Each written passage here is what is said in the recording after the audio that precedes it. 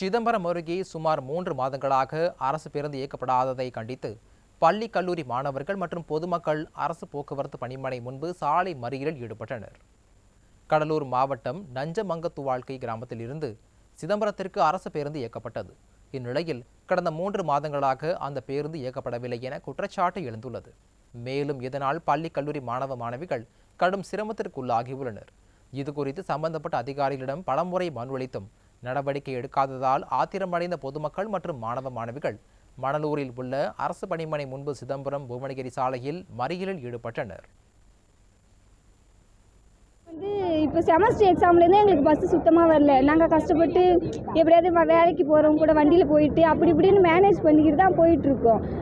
March மாதம் public exam வருது. 10th 11th 12th எங்கள் ஊரில் அதிக ஸ்ட்ரென்த் இருக்காங்க. அந்த பசங்களாம் எப்படி போவாங்க? எங்களுக்கு பஸ்ஸு கவர்மெண்ட் பஸ் இல்லாதப்பட்ட நாங்கள் தான். இப்போ நான்லாம் சிங்கிள் பேரண்ட்லாம் என்னை கொண்டு யார் விடுவா?